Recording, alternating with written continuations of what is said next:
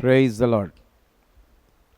దేవునికి మహిమ కలుగును గాక. దేవుని బిడ్డలారా, కొన్ని నిమిషాలు తిరిగి మీకు ఆత్మీయ ఆహారాన్ని అందించడానికి దేవుడు మరొకసారి నాకు ఈ తరుణాన్ని ఇచ్చాడు.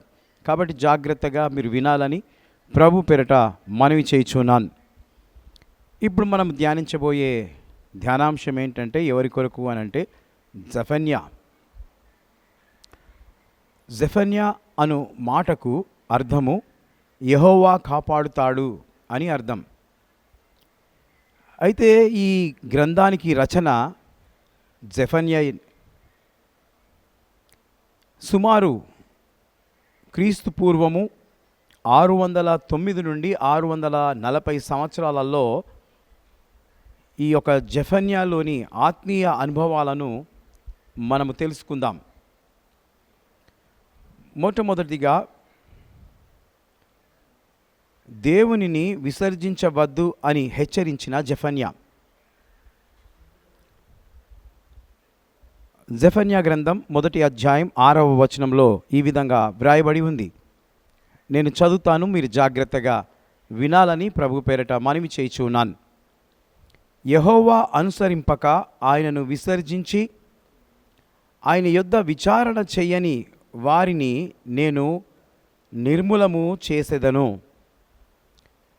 దేవునికి మహిమ కలుగును గాక. దేవుని బిడ్డలారా, దీనిలోని కొంచెమైన అర్థాన్ని మీకు తెలియజేయాలని ఆశపడుతూ చెప్తూ ఉన్నాను. మీరు జాగ్రత్తగా వినాలని కోరుతూ ఉన్నాను.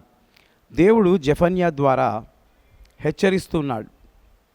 ఆ హెచ్చరిక ఇది: జెఫన్యా ఏమాత్రము భయపడకుండా ఇజ్రాయిల్లకు ఒక హెచ్చరిక చేస్తూ ఉన్నాడు. దేవుడిని విసర్జిస్తే దేవుడు వారిని నిర్మూలము చేస్తాడు అని ఇశ్రాయేలుకు దేవుడు బయలుపరచను. కాబట్టి దేవతను అంగీకరించి నిజదేవుణ్ణి వదిలిపెట్టేస్తారు. దేవునికి మహిమ కలుగును గాక. దేవుని బిడ్డారా, దేవతల తట్టు తిరిగి నిజదేవుణ్ణి వదిలిపెడతారని మరి జెఫన్యా ఈ మాటలు తెలియజేస్తూ ఉన్నాడు. అందువల్ల దేవుడు వారిని నిర్మూలము చేస్తానని ఒక హెచ్చరిక ఇచ్చాడు. ఆ ఇజ్రాయెల్ ప్రజలకు దేవుడు హెచ్చరికనిస్తూ ఉన్నాడు. ఇప్పుడు వింటున్న మీకు కూడా ఈ హెచ్చరిక ఎంతో అవసరమని ఈ మాటలు తెలియజేస్తూ ఉన్నాను.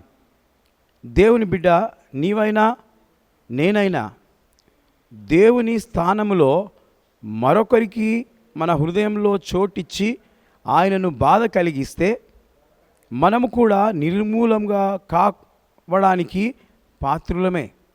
మనం కూడా నిర్మూలమైపోతాం. ఎందుకనంటే మనము నిజమైన దేవునికి స్థానం ఇవ్వకుండా ఇతరులకు స్థానాన్ని ఇస్తే ఆ దేవుడు బాధపడతాడు. కాబట్టి మనము మన హృదయంలో దేవుణ్ణి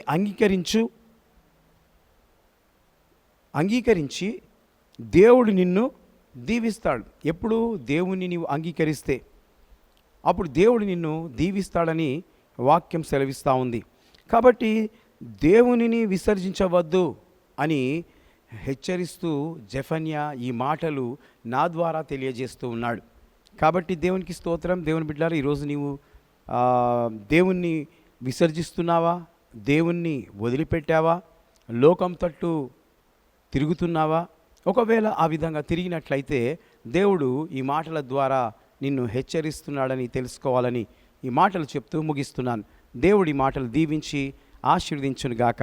మే గాడ్ బ్లెస్ యూ.